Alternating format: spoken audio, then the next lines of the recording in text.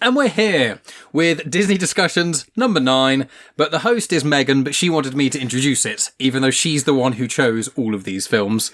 So, Megan, here's the baton being passed over to you. Thank you. Why have you chosen this trilogy? Because it is arguably one of the greatest film franchises of all time. I'm joking. It's probably one of your favourites. It's a classic. It's a classic. It's a classic. We're doing High School Musical 1, 2, and 3. If anything, this is a cult classic, if it could even be called that, because the ratings are really bad. No, you said cult classics are when they bomb when they first come out. Yeah. This didn't bomb. This was a hit. But it also... Thank you for letting me finish my sentence. Didn't come out of the cinema. The first and second one came out on Disney Plus. Disney Channel, It can't bomb if it doesn't have a cinema release. Well, That's the third one had a good cinema release. Right, okay. So, there we go. Not a cult classic. No, it's definitely not. It's not a classic. No. It doesn't even have a cult following. It's just Megan. Shut up. Anyway, it was my choice, and I got to pick High School Musical 1, 2, and 3. High School Musical 1 came out in 2006. High School Musical 2 came out in 2007, and Mike's not written it down, but I'm going to assume that it came out in 2008. Yeah, it was 1 year after the third one. But yeah. Why did you choose them? Because I love them. I grew up with them. I distinctly remember High School Musical coming out in 2006 when I was in year 8. I remember being sat in art, talking to my friends about it. I didn't have... Did I? Oh no, I did have Disney Channel at the time, and I'd seen the adverts like just constantly on repeat being like coming out, and they'd like basically played one of the songs so many times that you already knew like most of the song. It's pretty Breaking Free, wasn't it? I don't think it was Breaking Free. I think it was Start of Something New, which is the first song that they sing. Right. And I remember being really excited about it, and it was like the talk. It was the talk of the year group is High School Musical. I had the CD of High School Musical. So did I. I had all three of them. Our generation, it was en masse everywhere. Yeah. And then it came out again with a sing-along version, and then it came out again with a dance-along version, and it taught you how to do the dance moves. All the fist bumping. Out of interest, guys, I was thinking about this when before recording. Are there any musical franchises? Like, I can't think of any... There probably are, but I can't think of any musicals that have sequels. The only thing that I could possibly think of is Wicked and, like, The Wizard of Oz, but it's not really... It's the closest thing that there is to a franchise, per se. Wicked is technically... It's a prequel. But what's weird, if you look into Wicked, it's based on a book, and the book series is actually in its own different universe to Wizard of Oz. Wizard of Oz was almost like... There's like two universes that span off. But it's the only thing that I can think of. Yeah, because it's not really... So, Phantom of the Opera got a sequel, didn't it? Did it? Yeah. Like Phantoms of the Opera. Yeah, it was like... I think it was like Love Never Dies or something like that. Oh, right, yeah, okay. That sounds like a James Bond film. I mean, Rhea has wonderfully covered this on her own podcast. Grease got a sequel as well. Oh, yeah. Because as Tonya says, it's the best of the two Grease films. That's a good point, actually, yeah. Yeah. Would we say that's a franchise, though? I think if you have a sequel, it becomes I think it technically is a franchise. But I think, I think it'd be. I think once you get to 3, that's when it kind of becomes. Also, Rocky Horror had a sort of sequel, which was Shock Treatment. Okay. I will not be watching that ever. It's all right. I hate Mike the didn't first like one the with Rocky a Horror fiery, Picture burning Show. passion. After the first 25 minutes. If you don't like Rocky Horror, it's probably much of the same cast, same songwriters. Oh no, the same characters are technically the characters from the Rocky Horror. So it does happen. It's unusual, but it does occur. Yeah, and this is actually I'm googling, and it's basically this because this also has a series. Really? This has a really meta series. Yeah, there's a series out on Disney Plus, which is High School Musical: The Musical, and it's like them doing. I think I watched some of it. I caught some of it. It was like the first episode or two. Yeah, it was like them doing High School Musical years after them having done it. It's really weird. It's meta because I don't know how to explain it, but there is a series. It's really meta because in the show they refer to Troy. Yeah, they refer to Troy and Gabriella, but they're also referring to, I think, the films. I have no idea. Or unless they're just referring to them in the school. I think they're just referring to them in the school. Yeah, because there was like Cold Open, wasn't there, which is High School Musical 4, and you got really excited about it. Yeah, there was a cold open for High School Musical 4, and we watched it, and I was like buzzing. And then it was just a fucking trailer for the High School Musical series. And I was like, you absolute dicks. I was like so angry. She was very excited about that. And I was false like, advertisement. It's when they had all of the like not Troy or Gabriella in it, and I was like, something's amiss here. They just say it, don't they? They said they weren't feel responding quite to the group. right. They said they weren't responding to the group texts or Yeah. something. It's like, no, they're just both far too famous to deal with this again. Do you want to? Are we going to go film by film? I think so, probably. Go on and kick us off then. All right, High School Musical came out in 2006. Banger. What's the plot? The plot is End of. this is the only time that you're not going to get "It's All Right." It's a fucking banger. What happens? Oh, so the plot is that so the scene is set at New Year's, I believe. They're what? Keep going. The scene is, so it starts off, they're on like vacation. Troy is like playing basketball with his dad. Gabriella's like a book like nerd. She's like a bookworm. They are both on their own respective holidays with their families. Their mums as well, their families kind of like shove them off into this weird like youth area so that they don't have to hang out with them, essentially, which I find even weirder because Gabriella is only there with her mum. So the mum's like, I'll just sit here by myself. Mum's No, on single Tinder. mum's on the Oh, plan. yeah. Come on. Yeah, Come she's- on. She Yeah, needs to 'cause- have some New Year's fun. Yeah, the dad's not really ever mentioned. He's only mentioned once in the third film. But yeah, so then Troy and Gabriella meet because they're forced to sing karaoke. And they sing together and it's a magical moment and they get to know each other. Then they never see each other again. They're like, oh, well, poof, gone. And then as it turns out, Gabriella's mum is relocated and then she ends up at Troy's school. But there's no High School Musical in the first or second High School Musical. What do you mean?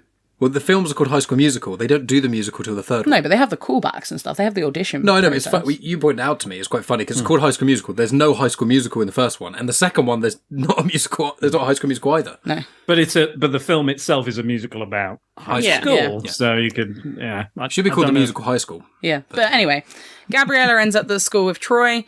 She's like, oh, are you going to sing? And he's like, no, I don't sing. I play basketball. What accent I'm was sorry, that? is he in possibly the do the same thing. Sopranos? I was going to say, that's like a really poor American Come to me Italian. on my daughter's wedding That day. was Godfather.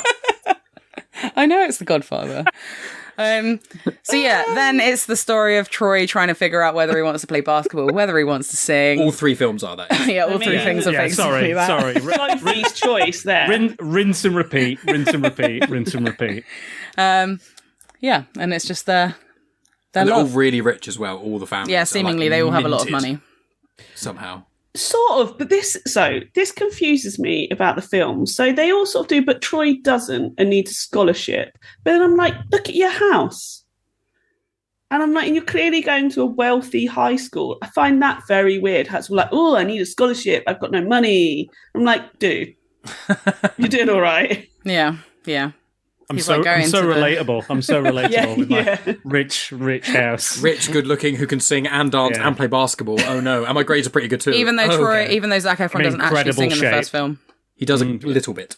He only sings a little bit in the first film, yeah, because the music that was originally written wasn't in his key, so he couldn't sing the songs, and then they adjusted the second and third musical so that he could sing the songs. So they did a High School Musical like live on tour thing. So Zac Efron wasn't part of that. It was the actual guy who I cannot remember for the life of me what his name is. I'll get those details. But yeah, it's just about two kids getting to know each other and Troy trying to figure out what he wants to do with his life or what is his school year.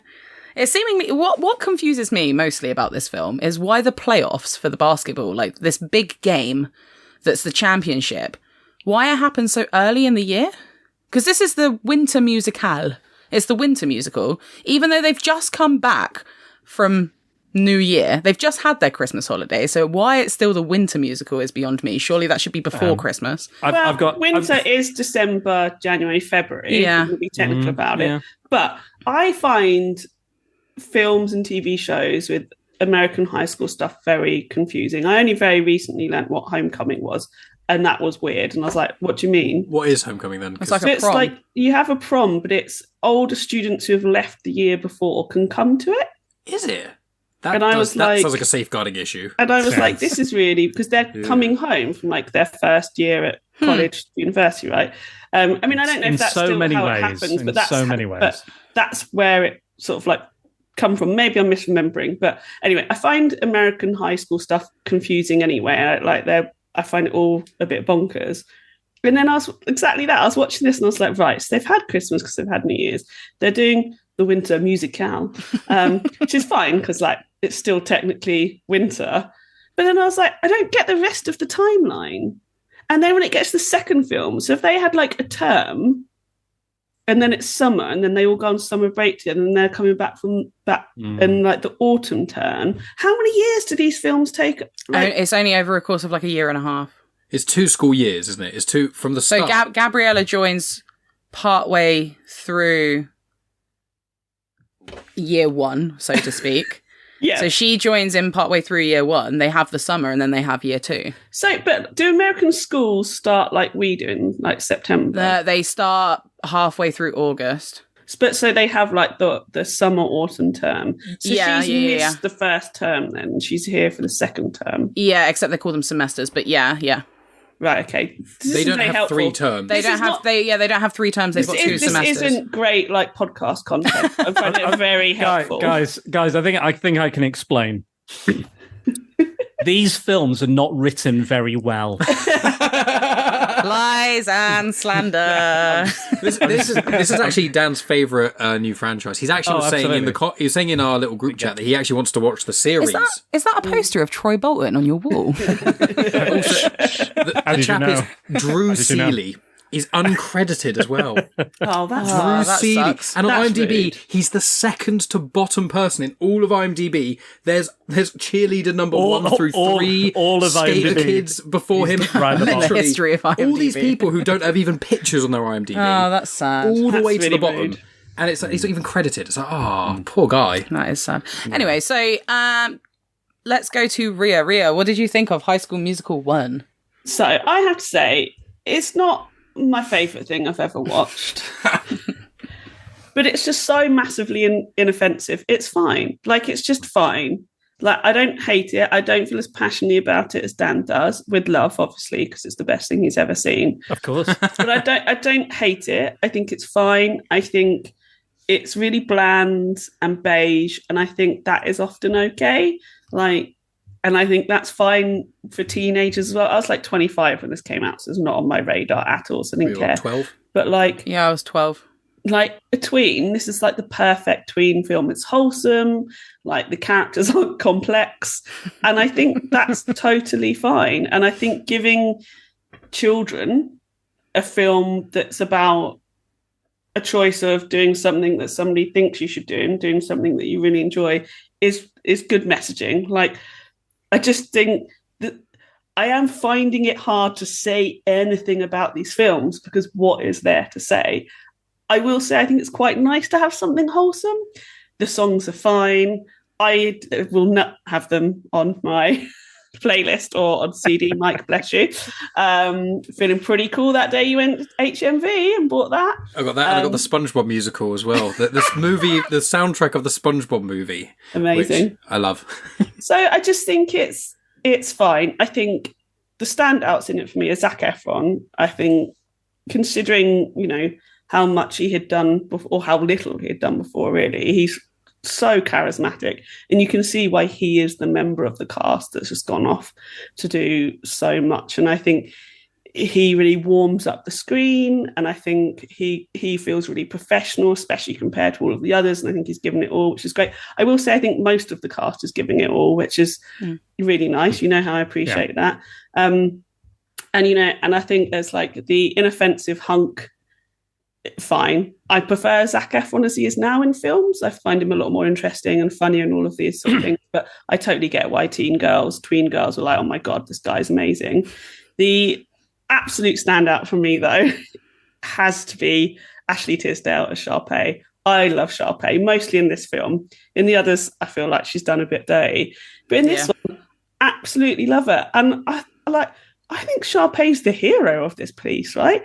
She works so hard to be in musicals, and like you could tell she is really passionate and works really hard. And then I can't even remember their names. Troy and Gabriella just walking. Oh, we actually hate musicals. Oh, but we're so naturally talented. We're just gonna accidentally get all the parts. Oh, I just fell into this part. I'm so sorry. Oh, Sharpay, I'd be like, are you actually fucking kidding me, missus? Like, what are you doing? Like, I've been doing this I've been single-handedly keeping the musicals going, these high school musicals going. You're just fobbing off on these two who don't even care. Like, justice, absolute justice for Sharpay. Sharpay spin-off series, properly done though, not with the caricature. There is. Yeah, but it's the caricature of her by like the third film. I've done my research. And I'm like, no, I don't want that. I want like Sharpay who's not like because I don't like what she becomes, and I think Ashley Tisdale's doing a really good job and I think that's unfair. I feel really sorry for her by the end of these films. I'm like, oh wow, they have really given you the shitty end of the stick. But I'm just like, just give me proper Sharpay, like if she was an actual human being instead of a tween film villain, and I am like here for that TV show. Well, Sharpay, who's grown up and is so fucking fed up of these chumps coming in and be like, no, what am I going to do with my life? And she's like, I've got it sorted. Can you all stop fucking it up? Would be amazing. Yeah. I agree with mostly what Ria said. I agree. I think again, I do have more issues with it. I'm sure I'll go into, but I think Sharpay is the best character because she actually has a fucking character. There's a bit of depth there. I think everybody else is like. I think my problem now. We all know that I love weird films, and Megan is not one for weird films. The reason I like weird films is that they take chances, they take risks. They don't always pay off. You know, sometimes we'll get a Watcher in the Woods. Sometimes we'll get a Dragon Slayer, okay? I will happily hold my hands up. Sometimes it doesn't always work out. But at least they've tried. At least they've made the effort. At least they've taken a risk. I think my main issue with these films is they're the most cookie cutter, beige, bland, banal, uninteresting. Every opportunity they have to make an interesting choice, they don't do it. The title is uninspired. It's like that's like we'll just call it High School Musical for now. And then by the time they were like, oh, we don't have a better title, we'll just pop that on. It's all been done before. It's all the same sort of stuff. It's been done in Greece or various other things. The songwriting is shallow. It's basically like for example, get your head in the game. I've got to think about my basketball game. That's it. There's no deeper level or deeper meaning to the song. Or in the second one where it's like summer, summer, summer. It's all about going out and enjoying summer. There's no deeper level. There's nothing interesting going on. Like, for example, let's use Greece as an example. So like Summer Nights, big classic song. You know, it's basically about two people meeting and they're describing that meeting. But it's more than that because we're seeing the kind of disparity between the kind of the male, what version of that story the males are telling and going, yeah, I just want to nail girls and stuff. And then, you know, Sandy's version is like, I've fallen in love. I met this wonderful guy. And then that collision where they both meet and it's like, you know, oh, this isn't you. This isn't your, you know, there's a deeper level of kind of something being discussed there. It's not just, oh, a girl meets a guy and it's fun. There's something else beneath the surface. And I think my main issue with this, I'm not a big fan of musicals in general, you know, that's fine. But I've seen a lot better than some of these. And again, I don't think there's anything wrong with something that doesn't necessarily take risks or is safe and is kind of, you know, it is what it is. Like, I appreciate that, and I know I'm being very cautious because I know how much you love these, Megan. Oh, don't be silly. I mean, she slates films you like. For me, I say it was shit. I don't even remember it to be fair. But there's, you know, I can like. I'm like Harry Potter films aren't necessarily for me, but I can see why people like them. I can get like those films do take risks and they do things, and the characters evolve, the characters change. I will say about every single one of these films, I will say from the beginning of this first film to the end of the third film, the characters have not changed one iota. They are exactly the same as where they were, where they began. Like there's not been any drama or changes or any interesting discussions? What if we talked about the kind of nepotism of Troy's dad being the coach or something like that? That might have been interesting to discuss. I know it might be like risque and stuff, or some people might not want those kind of difficult questions in a poppy, preppy high school musical. Don't get me wrong, and I think as well that because I had such like a tough high school experience. For me, this feels like this is bordering on offensive for me because everybody just gets along, and I'm like, oh yeah. that would not fucking happen. No one's got an issue with each other. Even Sharpay, right at the end of this film, Sharpay just turns around. She has tried to sabotage. Also, I don't know why everyone is so invested in Gabriella and fucking Troy's relationship all of the time. They are so involved. Everyone is so involved in this. So like she turns up at the end and she's like, "Oh yeah, I like you now. Bye." And walking literally, and then they like it's like they don't satisfyingly resolve that. There's no like payoff, which I was like again like fuck, just give me something, give me like I'm a big fan. Like the musicals are often told through the songs, the story is told through the songs. I get that, but for me, I need a quality story to go along with good songs. Like good songs are great on their own, or as part of a a shuffle on soundtrack and things. Don't get me wrong, but I need a little bit more to guide me through a musical. There's a lot here. I like the Status Quo song. I think that's a very interesting song that does have some depth. I like that the idea of them all going, I like to bake, and they're like, bake? No, don't do that, you strange weirdo! How dare you do this? And I thought that was quite funny. And I like maths, therefore I can't dance. And the white girls are like, I like R&B, and they're like, no, don't, shut up. Don't talk about that. Don't talk about that. I think there's something there, but also like on a technical level, I think that there's issues with all of these films, and I'm sure I'll get into them now before I carry on. But I think I don't have an issue with the performers. I have no issue with any of the actors. I think for me, it's all the other kind of, it's the editing. It depends. It depends. I mean, there's editing in this film. There is editing, just not like sure, and some post editing. Yeah, some lovely CGI basketballs. Yeah, there is that, but there's for example, like I think the sound mixing specifically in the first one is dreadful. If we look at the Status Quo song, the background, again, there's a lot of background singers in that song, and you can't hear them. You can just hear them. And I was like, am I going mad, or am I going deaf? Or something? I felt like I was watching a horror film. Someone was like, I was like, what the fuck is going on? And again, I was into the song. I was invested in the song. I liked the song, but again, that took me out. And again, there's that transition as well when you're coming. I find it hard. Coming out of a musical number back into the real world and those real life drama and that situation, like I find that transition very difficult, and I think you can do it very poorly and you can do it very well. And I think these ones, it's weird because they're almost like they're doing a live show or a theatre show. So in a live show, you finish the number, you hold, clap, clap, clap, clap, clap.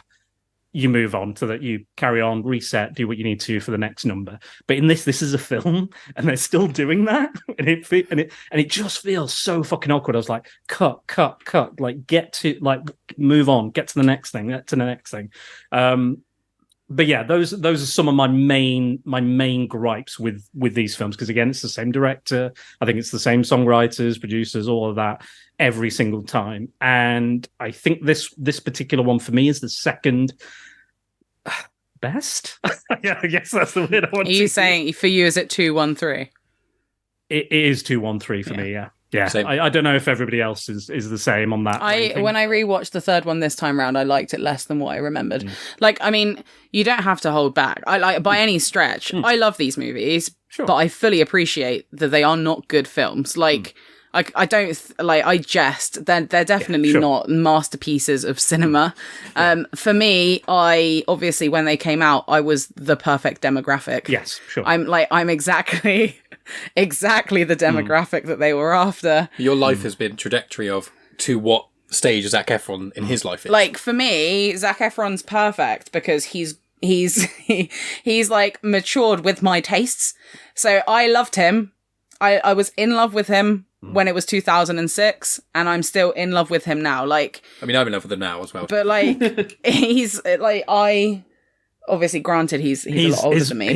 His body is insane in Baywatch. If you've seen Baywatch, yeah, I haven't seen it, but I've seen the trailers. I've never seen a fucking physique like that in my life. And again, not that way inclined, but still, you know, tempting, isn't it? Slight twinge going on, I think. Slight twinge. You know, and but yeah, no, again, I'm not. They're not for me, and I appreciate they're a big part of your life and part of your development and stuff. I don't hate them. I don't actively. I'm not one of these like, oh, shit, I hate them. Oh, I probably would more likely watch something like Twilight again or something like that. In comparison, you're hitting like all of the things that I was in love with when I was younger. I had posters of both Zac Efron and Robert Pattinson on my wall when I was a kid. Good choice in Twilight, at least. Yeah. I rewatched Twilight recently because there's a reason why, but I was unwell and I was working. But I've got a male friend who really likes Twilight. He's in the Mark Commode camp of Twilight is exactly what it says on the tin, and people should enjoy it, and I enjoy it. I know it's terrible, I know it's cheesy, but actually, like, watch it, love it. He's like a 40-year-old man, and it's just like that's what it is. And I rewatched Twilight, and then I watched these films within the same week, and I genuinely would watch the first Twilight. If I had to choose, I'd watch the first Twilight, and then I'd watch High School Musical 2, High School Musical 1, and then I'd watch the fourth Twilight just because of the scary baby. Is that Breaking Dawn Part 1 or Breaking Dawn Part 2? I don't know. Well, everyone's a scary baby is the one that I would then next watch because the baby's hilarious. Yeah.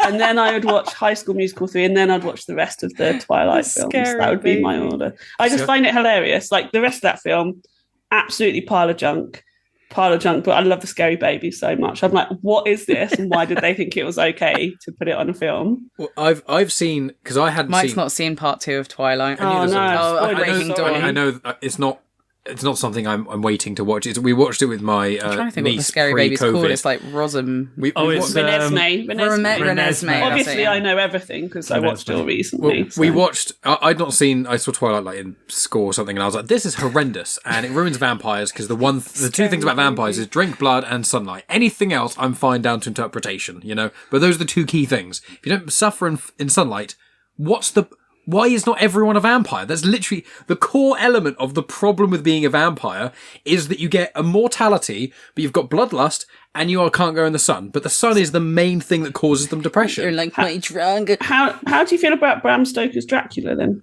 I haven't seen it, bluntly. So sorry. Interesting. But I know that, like, you go back far enough, like Nosferatu and like a really old school vampires, and it is different. I know it's the same with like zombies in certain ways. Like, depending on where you are in culture, depends on, like, zombies used to be all brain eating, and now they're not at all. But with Twilight, I think the first one's one of the worst films I've ever seen in my life. No, it's but fantastic. It's so good. the following films, it's terrible. It's fantastic. So bad. The following films, my favourite bit is when she pours ketchup and no ketchup comes out, and she's like, "Oh yeah, that's satisfactory," and I'm like, "Yeah, it really isn't, though, is it?" No, it's so good. I think the following garden films are okay. burger. I'm obsessed with that garden burger. That woman brings it home and it's like a garden burger. And I'm like, what is this interaction? Yeah. I was so fascinated by it. It's so good. And like in that scene, you can see the author in the background. Fun fact. Stephanie Meyer. I just like that whole scene.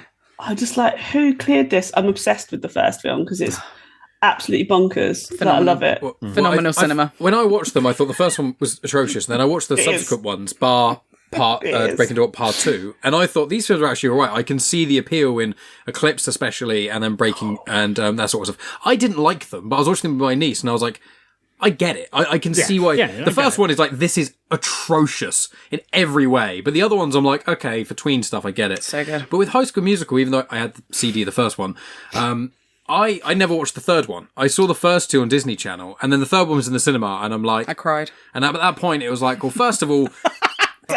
Yeah, with the third one being... I'm so sorry. I think I was just excited. I'm really sorry. That was it. That was was announced. No, when I saw it at the cinema. Oh, okay.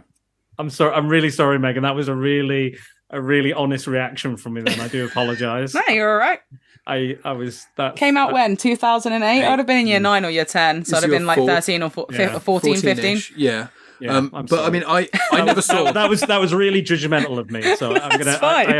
That was like a guttural reaction. It just came out like it was like a cringe almost. It is cringy, but it's okay because she slates weird films, even though her definition of weird. I slate these films. I was slating them all the way through. I mean, we were actually, watching. Megan, these are weird. These are really weird. These are weird. These are very weird. None of it makes any sense. And neither's bed knobs and broomsticks. So it's not that it just doesn't make sense. Just everything feels surreal. And I spent ages thinking, is this purposeful? Have they purposefully made it seem as like an American high school has fallen asleep and had a dream about life? Genuinely, I was like, is this intentional? And then I Googled and it's not. It's just something I made. But like, it all feels so surreal. I did get, you'll like this, Rhea, but I did get a Barbie Land vibe.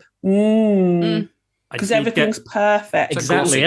There's no bullies really. Yeah. There's no issues. No one's behind on their grades. No one's failing. No one's not going to get into the school that they want. I mean, no the one's only not bully is win that. Sharpay. And that's like, oh no, trying to cut you out of a musical bit. It's like, I wish the bullies in my school tried to do that. She's a terrible bully. I'll agree with you on the second one. She's insufferable. I wish my bullies were like Sharpay. But the first one. I wish I would genuinely, if my school experience, the worst person who interacted with me was Sharpay, I'd have had such a better life. Yeah, same I'd be a worse person because I wouldn't have been knocked down 25 pegs, but the bullies in real life are not like Sharpay. Sorry, Mike, we interrupted you. It's all right. I will say with High School Musical, I watched the first one. I really enjoyed it. You know, it was around the time I was kind of getting into more. When I was kind of choosing music for myself a little bit, I was getting into Muse and Evanescence. No, but you know, up to a certain age, listening to Slipknot and System of a Down. I did no. That wasn't. We're not there yet. No. Okay. I was going to say up to the age of like 10, maybe 12, you don't really. Kids nowadays maybe, but you don't really get to choose your own music, do you? You're just around whatever your parents play. Once you get to about 10, maybe 8. When you have that freedom, especially when we were like growing up, where you don't have, you know, a device in your pocket that has all information you could ever access ever in it, with unlimited free streaming music like that, like who needs that device, Mike? When we've got you, thank you.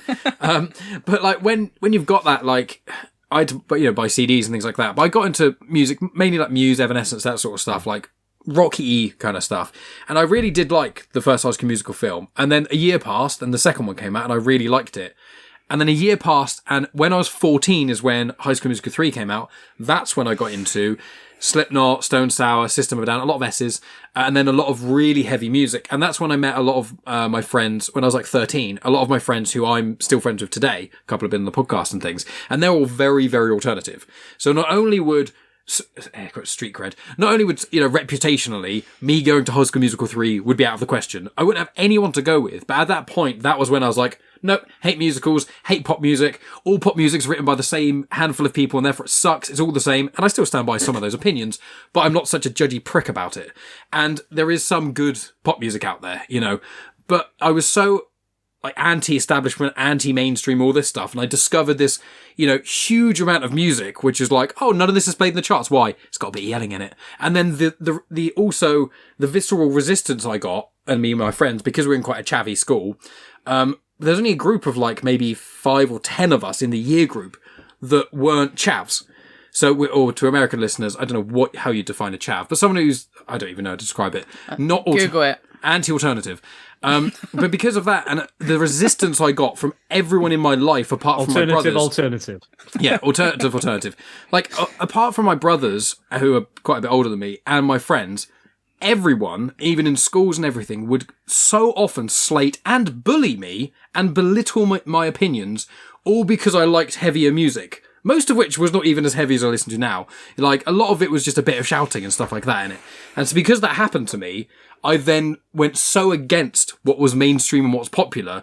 So when High School Musical 3 came out, I was like, no, you represent every problem I've had obviously it's not the case, but it was like every problem I've had in my school life is represented by all of you people. All of you mainstream, loving all this pop music, everything's so fluffy and happy and everything's okay, when it's not. And when I was 14, it's like, that's when you kind of start to grow and discover the world is actually a horrendously scary and depressing place if you're not careful what you look at and interact. So when that was happening, I was like, nope, it's too happy, hate it all. And so I never watched the third one until... It's not happy moments every single moment. I mean, yes, compared to most films, it definitely Gabriella is. walks away from Troy in the second one. The problem is, as well, is my biggest issue... In every single film. She has, mate. she has to go her own way. But my biggest issue in all of these films is kind of what Dan said, is I don't actually mind these films. I think the first two I actually do enjoy. They're stupid, but I do actually enjoy them. And I actually do quite like... There's 2 or 3 songs in the first two musicals I really do genuinely like. But I think the lyrics of every song are so bad. It's genuinely one of the worst things I've ever... One of Mike's notes is, "We're all in this together" lyrics are very Disney.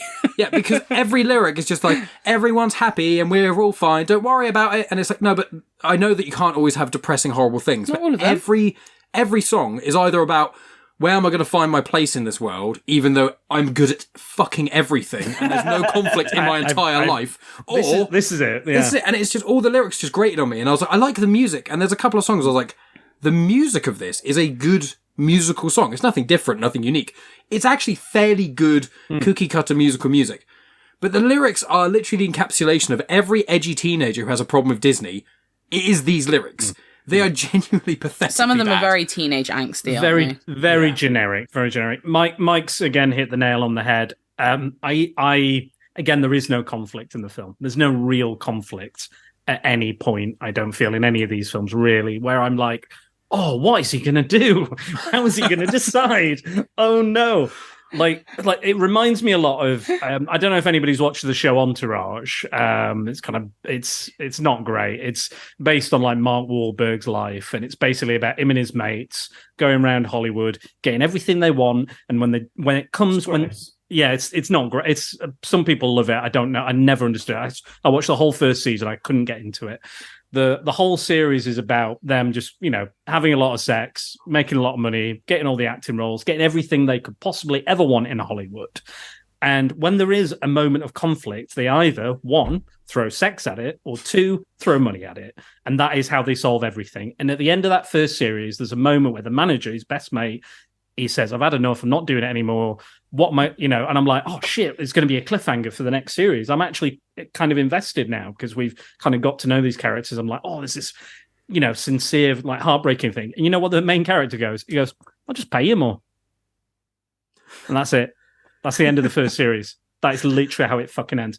And that is kind of what my issue is with a lot of this, is that I just don't buy it. I can't buy in. There's no point where I'm like, I relate to you, I feel for you, or I understand what that struggle's like. There is none of that for me in kind of any of these films, unfortunately. But yeah, that's exactly what Mike was saying. Just all of that. I do want to question one thing in the first film, and in the first 2 films, me and Megan were having a bit of a laugh about us criticising the films, because I'd seen them so many times, it didn't really matter. The third one, there was conflict between us, because I was slating it. So we'll get to that when we get there. I know that we got into an argument, but I don't even remember now. Yeah, I was being too negative, apparently. But we'll get to that. With the first film, my biggest question, the biggest plot hole in the whole film that makes genuinely no sense, and it is that very first scene. They are singing on a karaoke machine, but the song is an original song, but they all know the words. I don't think it's an original song in the universe. But this is why I don't understand, is that, so they're singing, so there's a song which is... Although they seemingly can pick up music very quickly, so it could have been every single song they learn, they immediately know it perfectly, and sort of all know all the dance moves flawlessly, apart from when they're doing the musical. And Corbin Blue's always like, I don't dance. In fact, the song, one of my favourite songs in the second film, hell. I Don't Dance. I hate He's that the best dancer in the first 2 films. Can you lower your voice? You're yelling. He's the best dancer in the first 2 films. Best, and he often is dancing when the music's kind of stopped. And you're like, why are you saying you don't dance? You literally spent almost more time dancing than talking. Basketball. That's another one of my things, is constantly throughout the film they're like, oh, I hate musical theatre, hate dancing, hate singing, don't want all that sensitive stuff. And then they are the best possible singers of dancers you've ever seen in your life. And they're like, yeah. What's hilarious is that Corbin Bleu is actually really shit at baseball. Like, in real life, he can't play baseball to save his life. Yeah. Another fun Ryan's fact for rated. you. But he can dance. He can But dance. he can dance. Do you mean basketball? I can do baseball? that. No, In the second film, they play baseball. Oh yeah, they have of a course baseball they do. game. Yeah. Sorry, yeah. And How Ryan's could you really good, forget, isn't he? Ria? How could you forget? I mean, how could I forget? Is this our segue into the second film? Because we talked about this one for a long time. Go on. Start us up, then, Megan. What's the second film about? All right, so the second film, they've got to the summer starting. One of my favorite. I wish that the kids at my work would appreciate, because I would love to count down to the summer holidays with a massive fucking clock behind me, just going summer, summer, but they wouldn't get it. I've had kids ask me, Miss, have you ever heard of High School Musical? And I'm like, have I ever heard of it? I lived it. Like, it's my era. I'm like, it came out in 2006. I was in year 8. And they're like, I was never born you then. 32? And I'm like, you need to do some maths. Yeah, so they start off, it's summer.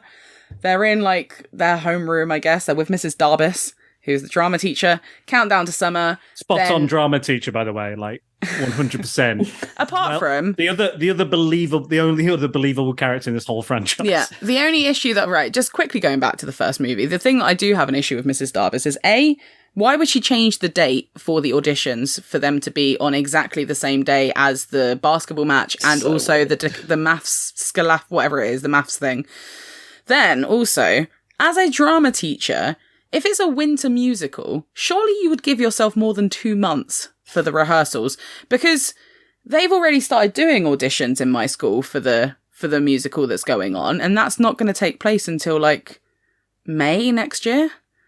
Like, it takes a long time. Because this is a fever dream from a high school child. I'd like, the more we're talking, the more I believe this is what it is. It is a fancy. Like, there must have been scenes at the beginning and at the end where like the child falls asleep, dreams it all, and at the end they wake up. And Zach just wakes up. Yeah. Troy just wakes up. Oh Zac my God, you've confirmed my theory. It's Troy's fever dream. He's got flu or something, and he's like, oh, but I love singing. He got flu from kissing Gabriella at New Year's Eve. He didn't kiss her at No, New Year's. he did, because this Oh, is right. the story. Okay. Megan, come on.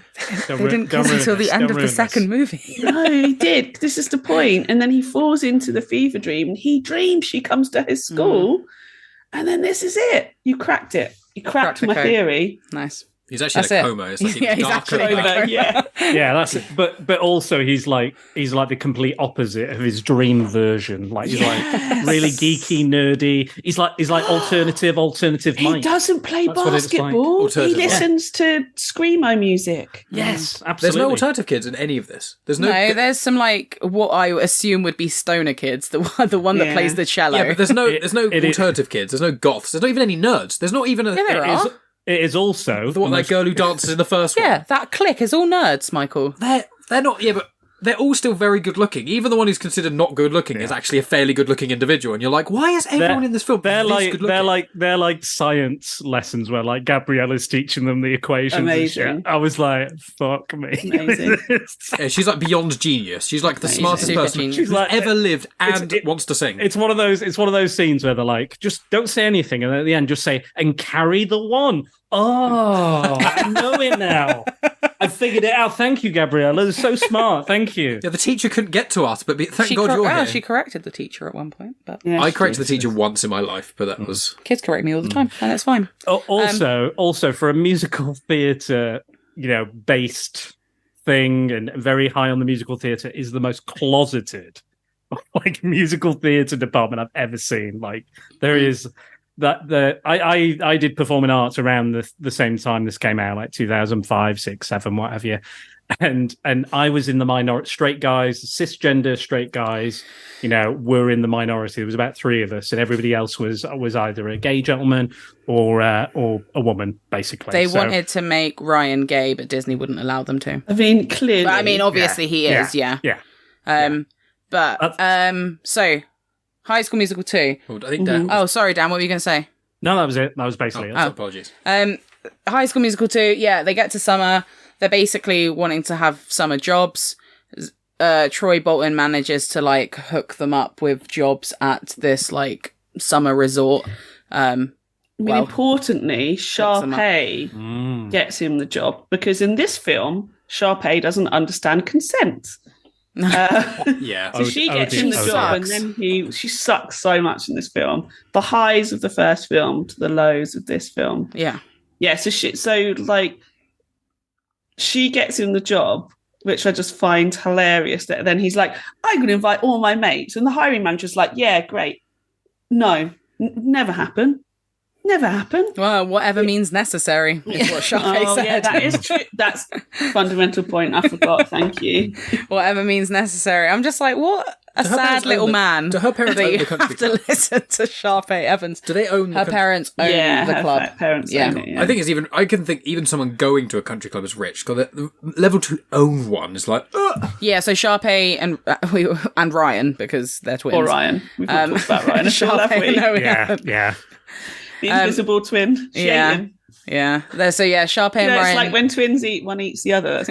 Ryan just managed to miss out. Although he does start to have his own like more identity throughout this film and the next one. He does. He stands up to Sharpay. As he gets better, the films get worse. Yeah. Yes. Yes. Agreed.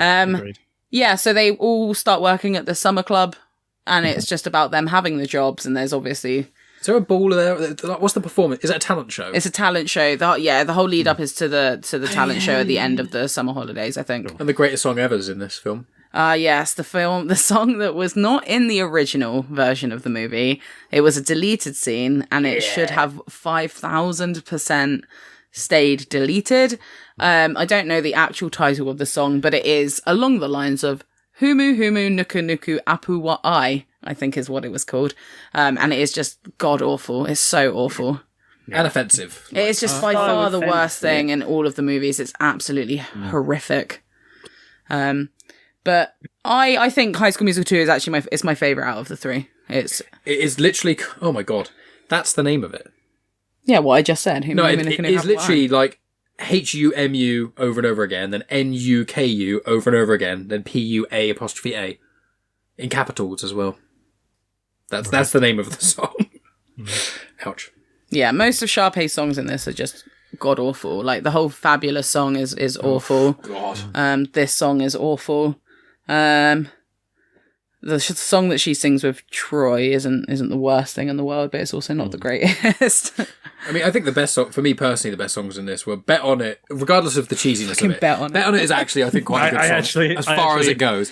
And I love Hey Batter Batter Swing, unashamedly. The lyrics are horrendous, but I absolutely love it. And I think the choreography in the second film is absolutely amazing. I think the choreography in most of these films is actually really, really good. Oh, the choreography is good. In the sense, except when they're actually on stage performing it. Yeah. That's the weird thing. When they're not actually on stage, when they're just doing weird stuff, like I know that we've got the jokes and there's comments about in the kitchen stuff. The choreography in the kitchen and with the way they usually sings. As a musical, if that was on stage and you're watching that, kind of like when we saw the Bake Off musical, you'd go, this is actually quite impressive. But when they're on stage doing choreography that's meant to be the big songs, it's atrocious. And it's just, there's no, I don't know why. Ryan gets a place at Juilliard for his choreography, so I'm just saying. Let's not get to the High School Musical 3 inconsistencies, because... So I'm just saying. What about that bit, Megan? What about what bit? You got to mention that. Right, so yeah, in High School Musical 2, one of my favourite things, and I think this is just because I'd watched it so many times on Disney Channel, that sometimes on the showings, they would have, like, fun facts about the film. One of them was the amount of hats Ryan wears. I distinctly remember, but I can't remember how many hats he wore. So many hats. Yeah, but they tallied it up on this on this thing. And one of I can't remember if it was a fact on the show. I doubt that it was, because obviously it's a inconsistency. I think because I'd seen the film so many times, me and my friends clocked it. Is in the song where they're singing in the kitchen. There's a dishcloth that doesn't seem to make its mind up as to where it wants to be. 1 second it's on the floor, then the next second it's disappeared, then the next moment it's on the trolley, then it's back on the floor, then it's moved on the trolley. We tallied it up as to how many inconsistencies there were, and it moved 16 times. In a 3-minute song. Yeah. Yeah. Beautiful work of art, this film. But yeah, And also there's another scene where there's sky inconsistency. So it's like a clear blue sky and then it changes suddenly and it's nighttime. Yes. And then it changes again. And it's really stormy. It's just like, at least choose the same like weather. Like, so ridiculous. But I really like this film, and so much so, guys, that this is something I'll share with you. This video no longer exists because I deleted it off of my YouTube many moons ago. So I had a YouTube channel called And As It Follows. So all of the X's that I'm about to say, which represent kisses, are capitals, okay? Right. So it was X Meg, XG, X Loves, X Zac, X Efron, X. So that was my YouTube name. And to the song of Bet on It, I think I must have downloaded it on LimeWire. Downloaded Bet on It from LimeWire and then put it onto Movie Maker and then put it in the background. Just a ton of pictures. So much effort. I know. Love this so much. So much pictures of Zac Efron. Just loads of pictures of Zac Efron for the entirety of the song. And then I got to the end on Paint. On MS Paint, I had put a picture of Zac Efron, then I'd done a little plus, a picture of me, an equals, and then I'd drawn a heart, and that's how I ended the video. That's so amazing.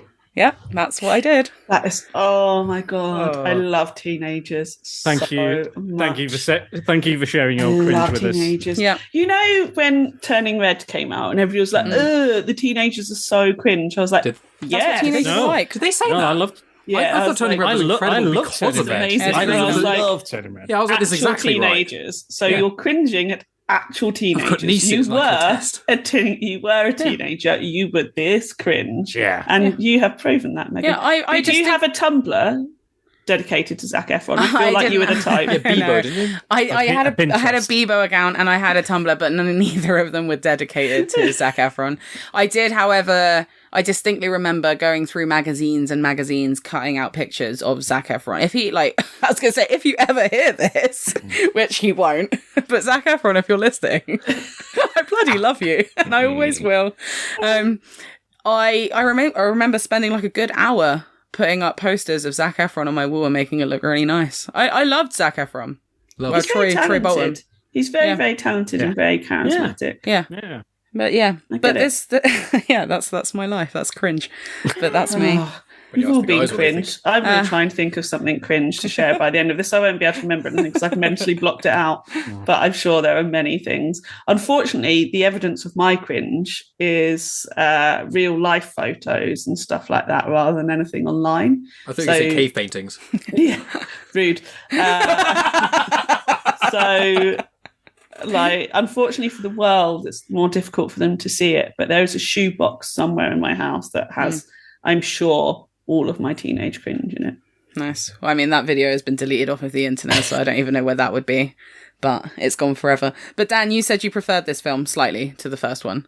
Yeah, I did. I think because there was more of a focus on Sharpay and what she does, and again, at least there's a little bit more going on with her, and I liked how her brother kind of was resistant, didn't just kind of like follow on like a little lapdog or anything like that. There was a bit more conflict though than there was in the previous film or the upcoming film. I think the locale helped a little bit. It was a bit different. Again, not perfect in any stretch of the imagination, but out of these particular set of films, this was my preferred one. I did quite enjoy Bet on It. I'd heard a little bit about Bet on It before it came out. I was like, I know he's in black and I know he's on a golf course. That's all I know. That song's also pretty cringe, though. It is. It's absolutely cringe. Like all this. My favourite Well, thing, and it makes me laugh every single time, is when he looks at his reflection in the water, and the reflection is so badly done with CGI. And then he's like seeing his face in the reflection, and then he just goes, "Ooh." Yeah, I think at that point I was kind of embracing the cringe. At that point, I was like, this is now a 2-hour film. This one, so I was like, I do think certain songs could have been cut because I don't think they add anything like the one we've talked about, and I think there's a few others where I couldn't tell you what they were, but I'm like, this is surplus to. I think there is one at the end followed immediately by another, and I was like, you don't need these two. You can chop one of these. You can just sack off one. Yeah, it's the song that they sing at the talent show that goes straight into the pool party, which is where you see Miley Cyrus. Did everyone see Miley Cyrus? No. I think I'd got into a fetal position by this point. To be fair, it's literally she's on screen for like 2 seconds. You were building up. Mike, get ready. Miley Cyrus is on screen. It's like, I don't even like Miley Cyrus that much. Get ready, Mike. He's coming. Quick. Then she was. Did you see? Yes. She just dances like this. And that's it. The Hannah Montana days. I didn't make that many notes, but I do have some. So I've got T as in Troy. The necklace. Yeah, the necklace he gives her was like a little possessive, maybe there, a little weird. I hate necklaces. I also liked it when Gabriella was like, "T is in Troy." It's like, well, obviously, like, what else is it? T is in twat. Like, that should have been the line. Also, like Kelsey, the composer, who's the kind of pixie girl, and everyone keeps commenting on how short she is, and I'm like, she is the same height as every other fucker in the high school. Like, why is they're like? And she even goes, "Oh, I'm hoping this year I'll grow." Even she's commenting on it, and I'm like, it's not a funny joke, and it's not like if she was like really short, fair enough, but she's not. She's the exact same height as everybody else. What else was? Sound mixing had improved, but the songwriting had gotten worse. Though I do feel the story and conflict is better. Oh no, Gabrielle didn't pick up her phone. It's almost like she has got her own life going on. Like that was the big thing with Troy. He's like, oh my God, I made a call and you didn't pick one call up. Oh, I was like, get fucked. It's when Ryan's like, it's when Ryan's like, oh yeah, you have to try her mum's brownies. There's the best brownie. He's like, yeah, I've had them. It's like, all right. Troy's a massive dick in the He is a bit of a tool in this film. It's just where they get the conflict. That's like, oh, he's doing quite well in his job. Well, let's make everyone else jealous. And also, it's not even that he's doing that well in his job. He's just being given unfair opportunities. Yeah, exactly. Entitlement. The patriarchy. How many minutes are we in? 57. Yes. Also, like, they make a big deal about Sharpay's dad coming in by helicopter. They're like, oh, fucking hell. Like, and I was like, oh, it's going to be like a really big name celebrity. It's just some fucking guy. It's like, I don't know who you are. Doesn't even do anything to the plot, does he? No, he's just like, what's the par? I know, because I'm the one that said it. And I'm like, you're such a dick. Yeah. Golf as well, isn't it? Yeah, they're playing golf. I've got one final note, and it's a quote. Someone says, "Give me a beat," and then they do absolutely nothing with it. Oh, it's Sharpay. She just wants to storm out of the room to it. That's it. She's like, "Give me a beat," and then she just walks out of the fucking room. Yeah. Oh, fucking hell. I just want to say, speaking of beats, one thing that Megan was getting mad at me for, especially in the third one, was one of my biggest bugbears in any musical, especially movie musicals, is when they have instruments in there that A, aren't plugged in, B, aren't playing correctly, and C, where they have music inside the thing. So you've got a few people playing, and you've got, okay, there's the guitar, there's the drums, there's whatever. And then instruments that aren't there start playing like trumpets. And you're like, this happens in this film that when Kelsey's playing the piano, they're introducing the song that they want her to sing, and then suddenly Michael's like, where the fuck did the drums come from? And in a couple of songs, Gabriella and Troy, when they're singing together, you get Gabriella's harmony sung also by Gabriella at the same time. And I was like, there's two of them. She's got a magical voice. And I've written, "You Are the Music in Me" drums. You Are the Music in Me, which is an okay song, fairly middle. But in it, there's someone drumming, but they're not. I don't know what song they're drumming to. It's not "You're the Music in Me." I was actually watching him, and I'm like, everyone is lip syncing. Music had taken over him. Well, so everyone is lip syncing, and obviously Vanessa Hudgens is atrocious at lip syncing. She never looks like she's actually singing. Yeah, her mouth is barely open. She looks like she's talking like this the whole time. But you're meant to be like blasting out this, whereas Zac Efron and Ashley Tisdale do really well at lip syncing. But "You Are the Music in Me," I'm like, everyone else is lip syncing to this. Drumming in a song like this, which has one of the most simple drum beats that exists, and you somehow aren't getting it right. And they have no speaking lines. Why didn't you just hire someone who actually did the drums maybe, or can play drums, rather than someone who's just kind of, having a good time, but you're not playing along. It's like, I could do it. I don't play drums. I could do it. And it really is pissing me off. I want Dan to be in the next High School Musical. You look like the guy from Spirited Away with the big arms. But yeah, that's my big bugbear. Sorry, it was Ria's turn, but I cut Was it? You carry on with your turn, Mike. I think I'm kind of echoing. This is my favourite of the films, and I do genuinely like the Hey Batter Batter Swing song. I have put my hand up. I have listened to that song in my adulthood, liking it because I want to hear it because I like that song. Wow! Now it's not quite secrets. It's not quite hit a playlist though. It's not quite. It's just maybe once a year I'll be like, you know what? It's in Mike's top tier banger playlist. I was going to say at the end of the year when you get like the Spotify or Apple like. Well, I share them on social media, so people know exactly what they are. And there's High School Musical's never touched it. Right, I'm just saying. Photoshopped it. Now, I'm just saying, when Mike and I have our party when we come back from America to celebrate us getting married, we're having High School Musical songs at our wedding. I think we'll agree on one. Oh, we can all dance so we're all in this together. Oh, God. I have to do something good to counterbalance that. But also, yeah, that's more or less it. It was just, the lyrics of the song, again, are atrocious.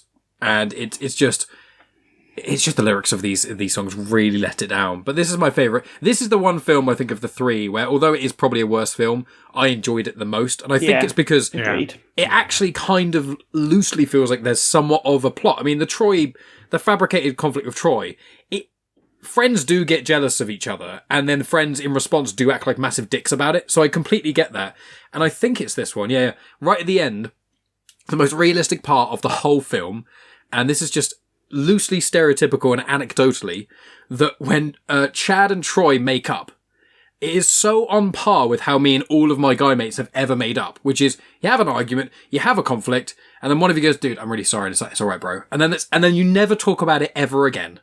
And it's just like, I'm not saying it's healthy. I'm not saying it's the best way. But that, with all my guys... repressed male emotions. Yeah, I was like, when it happened, I laughed. And I was like, that cracked me up. Because every conflict I've ever had with any of my guy mates gets resolved that way. One of you apologises. The other goes, hey, yeah, don't worry about it. And then you never talk about it again.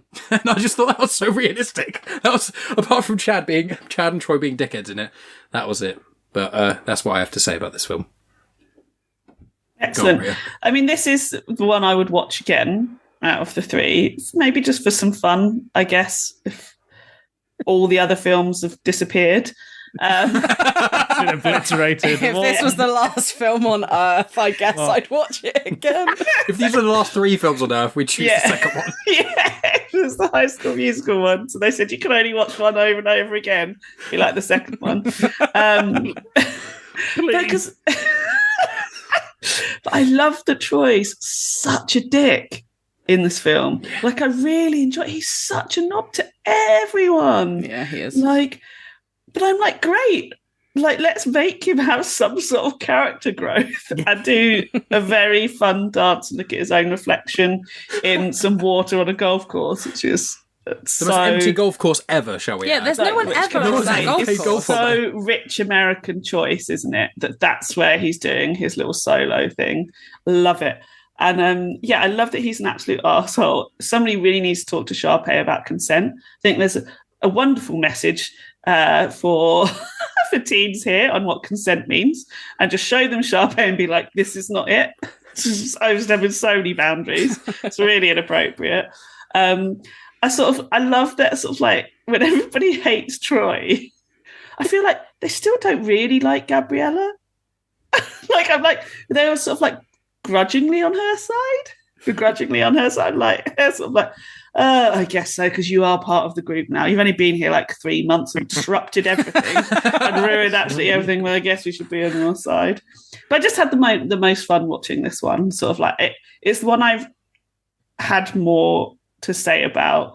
I kind of like that. I feel like the writer's gone a little bit unhinged and gone, I've made this superstar in Zac Efron. That's not true. I would say Zac Efron made himself a superstar. I take that statement back.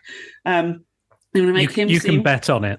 Yeah. I'm going to make him seem like a massive prick. I'm going to change the location. The location's so random. I love it. I like what, and I think it just is so excitable in my fever dream theory. I think this nails it, because this is just a weird bunch of scenes that happen to be strung together. Like, I feel like it's really coherent in a weird way. Sorry, Megan, but really fun as well. And so I just like watch this, and I think I could, if all the other films had been obliterated, apart from the 3 High School Musical films, they said you had to choose one, I would choose this one because I'd have the most to say about it. Well, and they wrote the songs in this one and the next one for Zac Efron as well, because obviously I said that earlier. He was singing, yeah. He's better in this one as well. He's really good in this. Like, and I appreciate that. I mean, they're all really good, but I feel when we get to this film, he steps ahead of all the rest of the cast members, and I think that's quite exciting to see when you watch the 2 of them in a row as well, like I unfortunately did. Do not recommend. I recommend watching all 3 of them in one day. I mean, I did it while making balloon columns, so I was also slightly distracted. But like, that's quite exciting to see between 2 films an actor actually go from being like quite a standard teen heartthrob to actually be doing something quite different in the second film. So I really appreciate that. Yeah, so number 2 is number 1. How do you rank them? After this watch, probably 2, 1, 3 as well. Yeah. I will say, I think Gabriella, I know we just said about Gabriella, I think she could maybe be the most boring written character in movie history. I hate Gabriella. She has genuinely no personality. So annoying, Her personality is that she likes to sing a bit and she's ridiculously smart, and that's her personality. Yeah. But she never says anything of value or anything intelligent. And I'm like, you're smarter than the teachers here, but no dialogue that comes out your mouth is anything other than, oh, Troy. Oh, Troy.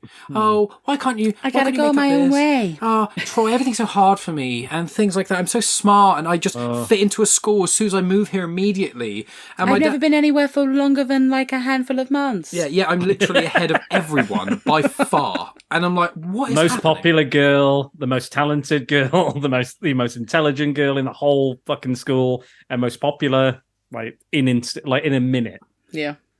That's why I don't care. That's why I don't fucking care. Can I, before we get to 3, which I assume where we're going, can I ask, did you guys get the impression that Sharpay was the popular girl? Because I got like Mean Girls sort of vibe. But she gives the vibe of a popular girl, but no one likes her or ever hangs out with her. And I think don't she understand. wants to be popular. She tries to be popular. But there's apart from the cake boy, absolutely is like simping Zeke. for her. His name is, oh my God, his name is Zeke. That's it. The cake boy. He's like the creme brulee guy. and then she runs in and goes like, "Your cookies are amazing!" and like ounces on him. And then post-credit scene, yeah. and then in the other films, it's like, "You don't exist to me. Fuck off." Cake boy. I love Zeke. He's one of my. He was one of my favorite characters because he was he's this tough, young, kind of sporty guy. But again, he has this sensitive side. Like there's a depth to him, unlike a lot of the characters in this. There was like, oh yeah, he bakes. That's cool. I like that. Yeah, he wants to make the perfect creme brulee, Dan. Exactly. Creme brulee. Who doesn't want to make a good creme brulee? Yeah. Apparently, they're very difficult to make. Have you not made one before? No, I've never made a creme brulee because you need to have a little Blowtorch. Yeah. Oh, you can do it under the grill. Yeah, I've never made one. Make them ramekins. Yeah, we got a shit ton of ramekins. So We do. Anyway. We get on to the finale. The third film, which I find in film franchises, especially when they're not, things like Lord of the Rings, or like, if they're not like more than 3 films, or if they're not already a book series, the third film is almost always the worst one. Like, it's quite rare. It's either the best one or the worst one. It's very rarely middling, I find. So we're on to the senior year, it's called. The one I hadn't seen, I've experienced now for the first time, and I'm glad I didn't see it at the cinema. Yeah, it's a good film. It's all about their senior year. So we're back at East High. In Albuquerque. In Albuquerque, New Mexico. Yep. That's exactly where it is, Megan. That is exactly where it is. Thank you. What even happens? They do a musical. That's a very good question. Yeah. They do a musical about their senior year in high school. And they play themselves. There's no auditioning. Yeah. Because they would play themselves. And Corbin, it's going to be all about Corbin Blue for some reason, even though he hates musical theatre. Yeah, and he comes out in a clown suit at one point, which I find very odd for no reason. Yeah, I can't even. It's just about their senior year. It's just them finishing. I didn't write the plot here, but no, I'm not looking. I'm not looking for the plot. Yeah, I can see your criticisms. The lyrics are absolutely terrible. They are. Oh, the music isn't bad though. Sharpay is cringe. Yeah, the third one. Yeah, no, it's about their senior year. It's about them trying to figure out where they want to go off to college. Trying to make those final decisions between basketball and music, or possibly both. Gabriella is been accepted into Stanford, so she needs to make some choices, and it's just that, isn't it? That's it. I wrote 60% of the dialogue is Troy and Gabriella talking about where they're going to go and what they're going to do with their lives.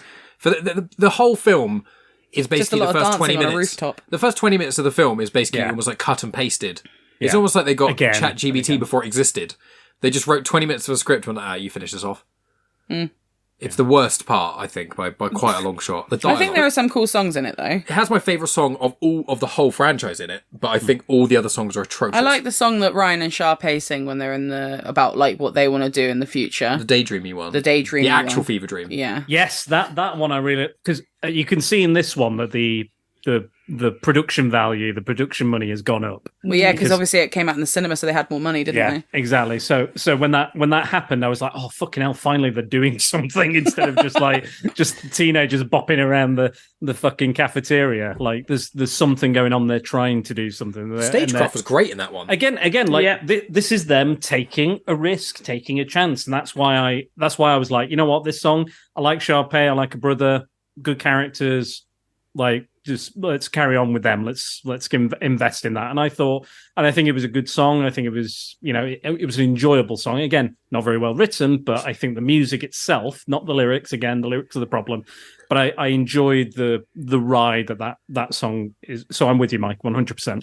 Also, that song has the funniest moment in all of High School Musical in it, which is when Troy's got the world's worst tattoo of Sharpay on his arm, and he's like screaming and running at her, and like being the obsessive fangirl almost, and that cracked me up. I was like, that's actually really funny, and at that point I was like, oh, this film might actually really be elevated. No, it's not. That's the highlight of the whole film. For the good bits in this film, there's so many terrible bits. Yeah. Like there's some really nice ideas. So when Troy and Chad are turning into little boys, into them when they're younger, really nice, really cute. Like it works really nicely. A Night to Remember, I think, works really well. Again, like the lyrics are terrible, but the spectacle that they put on with it works really well, and it feels really fun, and it feels really fresh compared to the other two films. But then the rest of it's so dull, and it is literally them just going, where are you going to university? Oh, I don't know yet. Oh, you got accepted into Stanford. Nobody knows, but this English girl is listening in. Oh, and that's like the whole thing. And I was like, how many weeks are they talking about this? Like, what is the timeline of this film? And then she fucks off to university and misses graduation. That's not how it works. Why are you just randomly there? What is happening? Like months before, because American summers are even longer than English. Yeah, because in American summer it's like 10 weeks. It's an early honours program, so it starts before the semester starts, but that doesn't make any sense because if it was starting 2 weeks before the semester would start, it would start at the beginning of August. Surely that's not legally allowed. Not before graduation is finished. Graduation just for smart people. Again, guys, these are not very well written. Completely agree. But I was just like, how are they still talking about where they're going to college? How can we move on? Are we not going to have a lovely prom thing where it's kind of like, oh, we're not really going to prom. Oh, no, you've turned up and everybody's excited. Like, I don't even get that payoff. I was like... They're not even there for prom, are they? No, Gabriella and Troy aren't, no. Who fucking cares? Like, what is this? But you're right, because they're absolutely right. Like, I know you're joking, but there's no payoff. There's no satisfactory ending. Yeah, Mike was angry about that. He was like, why has he just driven 1,000 miles? I was like, because he wants to be with Gabriella. But by himself, he's like 17 or whatever. He's driven 1,000 miles. He's like, what has his parents said? I was like, I don't fucking know what his parents said. He's driven in that car. There are no adults in any of these films apart from the coach. Like random ones, apart from the coach and the drama teacher. And I'm like, what is going on? Like, has there been some sort of virus that's wiped them all out? Like, what's happening? I drove for 1,000 miles, obviously, because the UK up and back from the south of England up to Scotland and back is, I think, only a few hundred miles. Michael's like, that's not even possible. And I looked it up on Google and I was like, yeah, well, it could how actually. long? You'd have to be driving literally consistently without stopping, and it takes, I think, 16 to 17 hours. Let me without, look it up again. Without traffic, because we got the loose address of where Albuquerque... New I Mexico typed is, in Albuquerque, New and then to Mexico. where Stanford was. And I looked at it because I was like, this can't be possible. So it's 16 to 17 hours of straight driving in the vehicle that apparently never works, but can drive literally across the whole country. Where's his money come from? What food has he got? It's over 2 days, so where is he sleeping? In his car? That's really dangerous. You can get frostbite from that. How is his parents allowing that? You can. People... Yeah, that's fine. I don't disbelieve It's you. just- It's just a weird point. Sleeping in your car is really dangerous. I'm going to add that to the IMDb. Yeah. You get frostbite from that. No, but it's just... Like, I'm thinking, like, don't sleep in your car. It's dangerous because somebody like murder you, and Mike's like, you could get frostbite. It's because I've got a Reddit thread stuck in my head, which is some guy was out in the rain and then he slept in his car and then it went so cold he got frostbite in his leg and had to have his leg out. Yeah, if you were to drive now, currently, based on the Hmm. current traffic, if you were to drive from Albuquerque to Stanford, it would take 16 hours. Right, but he obviously stayed overnight somewhere.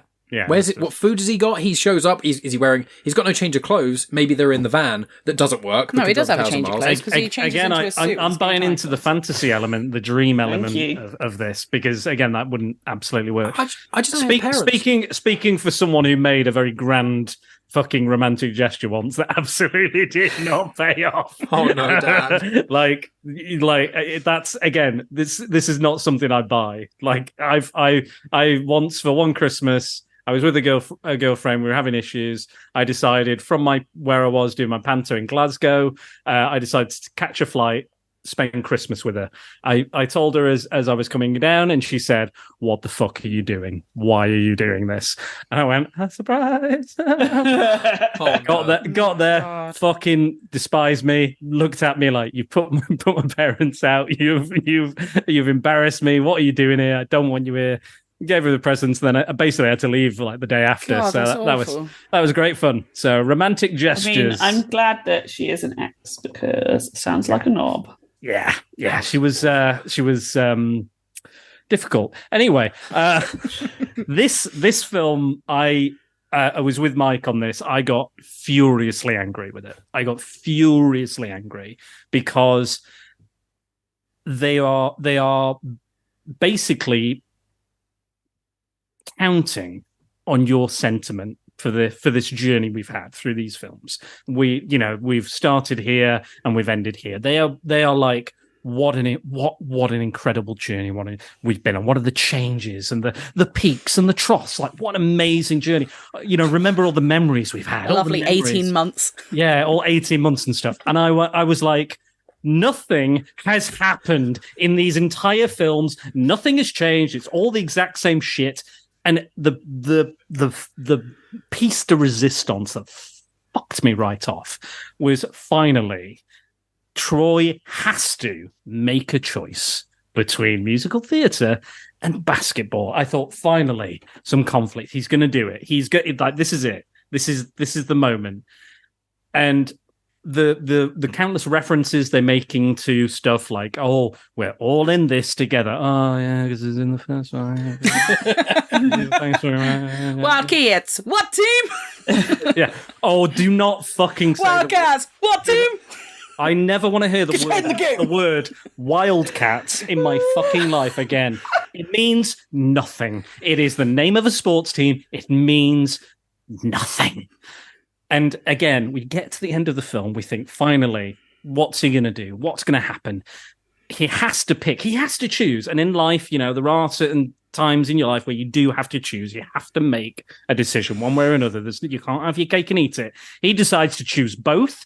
And I refute that. I at that point, I was like, I had to pause it because I was that fucking annoyed with it that I've got. I'm angry that I was angry at it, that it frustrated me. I was like, why have I watched all of these to have this fucking cop-out ending, this fucking bullshit cop-out ending for this character who just goes, I chose both.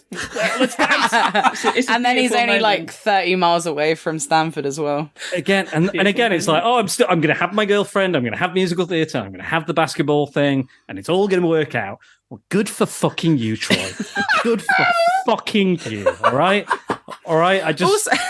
So I'm sorry, guys. I just there was a lot of venom there, but I had to get it out. This one by far was the fucking worst by a country mile. Awful. I'm done. Amazing. Thank you so much. And Andy did a speech at their graduation, even though it's the valedictorian that would give the speech at the graduation. And the valedictorian, from what I understand from watching like films, is the person who gets the highest grade point average. He's definitely not getting the fucking highest grade point average. It's the Mrs. Teacher. She just decides that he gets to do it. Mrs. Darbus. That's it, Mrs. Darbus. Can't even remember her name.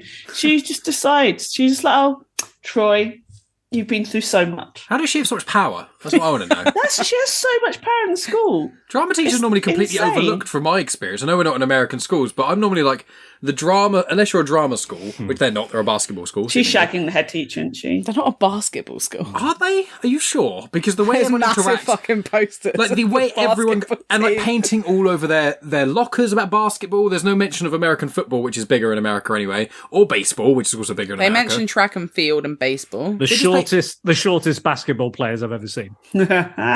Well, also with this, there's two little weird things. There's the CGI basketballs we mentioned, but I noticed when Zac Efron's That's a talking, classic. when Troy's talking to his dad about basketball, and his dad gets mad about it, which is really boring and lame. There's breath that's CGI'd in, Oh yeah, that and I was noticed weird. it, and it really pissed me off because Mike got angry about that. because I've seen CGI breath. There's another film we've seen where it was actually relevant, and I was like, oh, Social there's- Network. there you go, thank you. And you can notice it in Social Network when you notice it. It's a bit annoying, but in the plot, it's like, okay, it's at night, whatever. It somewhat makes sense, I guess. But in this, they're not mentioning it's cold. There's no relevance to the plot, and it's inconsistent. Half the time they're talking and breathing, there's no air. Yeah, there's no need And then for the breath. randomly there sometimes is. And it's like, either don't waste your time and money putting CGI breath in there, or do it and actually do it properly. What a weird waste of time. Why did you do that? Disney, tell me, please. I mean, Mike's just summed up the third film. What a weird waste of time. I mean, my worst. It was weird. The worst part is this is a what weird Megan got. film, and not Megan in a got good very way. mad at me because I kept asking questions. She was like, "I don't know the answer to these questions," and one of them was, "Here's the thing." Also, just to pause go you ahead. very quickly, I haven't seen the third one as many times as I've seen the first and the second. So I obviously- understand that, Megan. Yeah, I no. understand So the third one came out in the cinema. And then the first and second one were on Disney Channel all the fucking time. Yeah, they were yeah. on all the time, yeah. so I saw it a lot. I saw them a lot as well. The third one I've seen probably less than 5 times in total. So Mike was asking me all these questions. I don't fucking know. Because I in the first two films, I was asking questions, and she had the answers to some of the things. And I have I was a wealth like, of knowledge. And I was like, okay, that makes sense, or that doesn't make sense, and we're both in on the joke. But the third film, there was conflict in in our remember household. what- Mike, you also asked Megan to stop singing while you were Yeah. trying to listen. Yeah, Like, that made me a bit sad. No, but there it makes me sound like a total dick, right? Megan and I, whenever we watch Disney you are. films or High School Musical, whatever, whenever it's musicals, Megan always wants to sing, which is 100% okay with me. I'm happy. I love hearing Megan sing. All I said in the third film was I was just like, because we're doing a podcast on it and I've never heard these songs before, could you either sing a little bit less or a little bit quieter just so I can actually hear the songs we are critically reviewing because I've never heard them before? That I shouldn't have said because that put her in a bad mood for the entire film. yeah, it made And me I sad. didn't realise how much it upset her because she hid it until 2/3 into the film where we had to pause it and argue for nearly an hour, which stemmed from the film lasted like 5 it took us 4 and a bit hours to watch this film, so it was a long time. And I didn't realise how much it bothered her until that point. Had I known, I literally said to her, I was like, Can you stop should, yelling, I was like, you should have just told me. I'd have let you sing rather than make you this upset. I thought you'd be okay with it because, in my mind, I'm trying to get invested in something that you care about so much. I'm actually really trying to listen, and I quite like some of the music from the other ones, so I'm genuinely trying to make an effort here. Wrong call, won't be doing that again. But Don't silence me. no, I won't. But In the film, there's many inconsistencies in this film are atrocious, but one of them is in the musical itself, no one is mic'd up. You wouldn't hear a fucking word any of them are saying, but there are also instruments. If you have instruments and you have no one mic'd up, do you know what happens? You can't hear a fucking thing they're saying, which bothered me to hell, especially because little lapel mics and things, surely either you'd have a boom because, when you're recording, or little lapel mics. It would be the clip-on mics. Yeah, you'd get that. Or And then the you'd have things. the Yeah, battery you'd have, pack you'd have a headset and Yeah. Little one that's like taped. taped to your face. Yeah, 'cause I've seen with a musicals battery live. pack like hidden in the But what I was going back to of the say is, trousers. in the filming of High School Musical, they must have had a boom, right? So, why the people making the film had to have a microphone, but no one thought during the musical itself, when there's all these people, more standing ovations in that performance than any musical I've ever seen in my entire life. Every time a song started, everyone was doing standing ovations, which annoyed me. It's like, sit the fuck down, guys. Also, It's a fantastic production. it is not. Also, linking with that, at the graduation thing, where there's loads of singing and stuff, first of all, everyone who's singing and dancing was facing away from the rafters and away from all the crowd. Also, there are 3 speakers that are about this big on either side of the stage. You wouldn't have heard a bloody thing. Not to mention everyone was out of sync, especially the drummers, of course.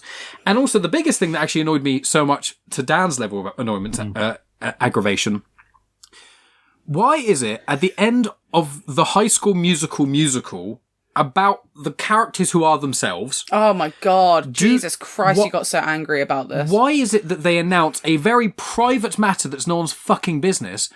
All of their every college they're all going I found to, that really but weird. not all of them. Only the main 5 or 6 people. So most of the people on stage who are the seniors who the show is all about, you don't find out any Zeke. Don't know what he was doing. He might not be going to university. No, but I mean, Nobody else got in. That's what it was. That's, I found the that tragedy. whole thing really weird. I was like, why is are they she- just announcing? And I said, if you were going to announce that at any part of the film, you do it at the graduation, even though it's not your business. It's not a drama teacher's business to not only announce where everyone's going for university or college, but also that certain ones haven't made their mind up. So you're putting these, essentially kids, on the spot to make their mind up on a life-changing decision. That's even which to say that isn't they your get business. the grades to go to the college because Exactly. Yeah, I don't know how it works in America, but obviously in the UK you do your exams and then it's like the second to last week in August you find out your results. And then at that point, you know whether you're going to uni or not. So you know, a month before. Yeah, it's like during a musical. Like, what? If I was at a So musical weird. performance and then they started announcing where all these people are going, I'd be like, what the hell is going on?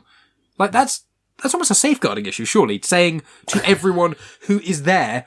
That's like where all these that's children are going. GDPR. That's like a GDPR Yeah. breaches. That's You're what not only that saying shit is. what Because grades you're very they've got, concerned so- about everyone's safeguarding, aren't you? I mean, it's because you're a teacher and I hear a lot about it. These are teenagers that need to be Safety of protected. these minors. Yeah, exactly. Young, vulnerable people. You can't say vulnerable anymore. It's a different word now. They changed it recently. Fun They? fact. the DFE, the Department for Okay. Education. I'd like to know what that word is. I hope it's not nubile or something. Or maybe gross. it's changed to vulnerable. I can't remember. Nubile? I said that as a joke. I said that as a joke. That was in jest intentionally. I said that as a joke intentionally, guys. That was in jest, to clarify. I know. I said something gross like nubile. So I mean, vulnerable is, I think, a pretty inoffensive, apt term for young people. Speaking of problematic things, Mike, they decide to introduce 2 new characters. Oh very God, randomly. Jimmy the Rocket Man. Oh my god. The Rocket Man and his friend, whatever his name is, they're like the year below, and they're really fucking irritating and annoying on several levels. But then also they're like, oh yeah, we're going to give you our lockers. We're going to introduce you to people and you can hang out and, get to meet everyone. And then they go to the lockers. They don't give them the keys and they run away with their clothes. And the bullying in I this wrote this film. down. I wrote this down and they took photos and joked about it. And the drama teacher's for the there. yearbook. The drama teacher's there laughing with them after they've been ran out onto stage while they are children, who are underage, obviously, who are not consenting to have their clothes stolen in front of everyone, and everyone is mocking them for it and taking photos and going to put them in a publication without their consent. I wrote that down. I was like, this is actually disgusting. Like, legitimately horrendous. This is the kind of stuff you see in those horrible films with sorority kids, when they do that. The only thing that I'll say with that is that it's not the end of the year yet. So they haven't No. There's more opportunities to do atrocious things. More 80s hijinks. More sex crimes. No way, worse stuff will happen to them. So this will go back. be a Don't little worry. tiny pebble in the pond. Talking about the lockers. It's not the end of the year yet. So why would they have given them the lockers Because they yet? stopped playing basketball for some reason. But after they 2 still have months. the lockers. Why? For what use? They don't play Because basketball. they- And they don't play any other sport. They do, you just don't see it. Or ever hear about it. You do. Actually, One character runs track. shut the fuck up. In the second movie, they say that Chad plays baseball and he also is on the track and field team. He says it. He says it when he's talking to Sharpay's dad, and they're caddying for them. Yeah, I remember the track and field. So I remember the running there's part. other track and field is running. I just said that. I said It's mentioned. So in the previous film. that's all I'm saying about the lockers is that it's not the end of the academic year yet. Sure. Sorry, I'm sure cut you these. off, I'm sure these young nubile young men. Not vulnerable. will Susceptible is the word. Can't say vulnerable anymore. It's not PC. I'm sure there'll be worse things that will happen to him throughout the year. I wanted to mention something I noticed as well during the credits. Did anyone else notice this? What? I mean, my brain was not paying attention by then. I was like, fucking hell. I'll be honest. I turned it off. And it makes it go in a little screen for me as well. So I'm like, I'm clearly done. Yeah. So for me, I think I turned it off by mistake. Then I turned it off on purpose, and then I turned it back on because I felt like I had to finish the fucking thing. It was like my marathon. Now, during the credits, there is a little box comes up, a little screen, and it's a young man dancing and doing musical numbers. And I was like, what's this? This isn't a character I recognize. This isn't somebody I know. This is in fact a competition winner. To be in High School Musical 3. What a great idea. What a great opportunity for a fan to be in this film, to be involved and meet his idols and his favorite characters and actors and what have you. The footage they show with this young man he's front and center, is not in the fucking film. And it's not with any of the stars. This young man won a competition and they shoved him in the credits. We didn't even see that because I think the credits were stopped on for about watching. 30-40 seconds, and I said, "Are they going to be a post-credit scene?" It's during the credits as they come down. There's a little screen. And it says competition winner. So they didn't even bother to put him in the film. They put him in the credits. He was the star of his little video. Don't get me wrong, and he has backup dancers and singers and everything, but he is not in the film. My guess is that the competition was to be in the film. I don't know for sure. I don't know 100%, but that's my guess. Because why would other people go, oh, be in your own High School Music video? I don't know if that would get most people. So my guess is that was the competition. I could be wrong. Or maybe they could have done something within the film like, hey, check this guy out on the TV. But no, they've shoved him into the credits. He would have been a good person, like almost before the credits came up, to be like the new Troy Bolton. Almost that would have been a clever. Yeah, thing. And that's what I felt they were doing with these two kids. And I'm like, no, these are obnoxious, horrible characters that even though are treated horribly, and not the new Troy Bolton or the new Gabriella or anything like that. I think Megan's found it. So the grand prize was a record contract with Disney and a music video to an original song Just Getting Started to be shown during the credits of High School Musical 3. So that was always the prize. Fair enough. Okay. They also got a record contract. But then the contestants who did not advance were forced to go into the chorus. However, the chorus stayed on the show and were allowed to be backup singers and dancers in the music video. Does it say who this person was? Yeah, his name was don't know. Doesn't even say it. I'm trying to find it. It did mention it. Stan Carrot-Zosa. I wonder how long that music contract lasted. That would be my question. Stan Carrot-Zosa. So there's one more thing on that I want to address in something similar. And then I've got a final question if people don't have any other thoughts. Mm-hmm. So the first thing is, another thing that happened during or before High School Musical 3 is photos of Vanessa Hudgens were leaked. Oh, the nude photos. Is that when that was? Yeah, and reports were that she would be dropped. And if you really want to be annoyed at Disney, the Disney statement was, Vanessa has apologised was obviously a lapse in judgment. We hope she's learnt a valuable lesson. Wow. Disney have been the villains all along, guys. Like, it's so bad. I can't believe we've done a series of podcasts on them. No, but I was just like,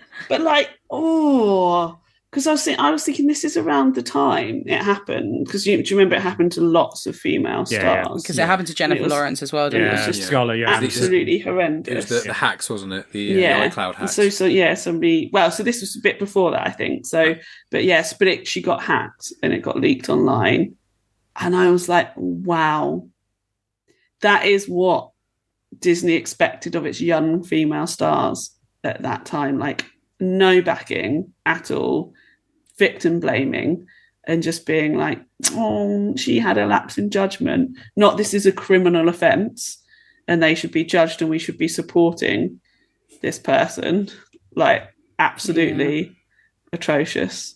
So just bringing us all down on that. But I just wanted to say, like, atrocious. Yeah, it makes me think of that Ted Lasso thing in I won't spoil exactly what happens in case people haven't seen it, but in series 3 there's a whole thing about nudes being leaked, and there's a certain person who blames the person whose video is getting leaked of it happening, and kind of is like, this happening to you is negatively affecting me, and that's a problem. And it's like, this is my life, and it's traumatizing that this has happened, and mortifying that everyone is seeing this intimate part of my life, and you're making it about you.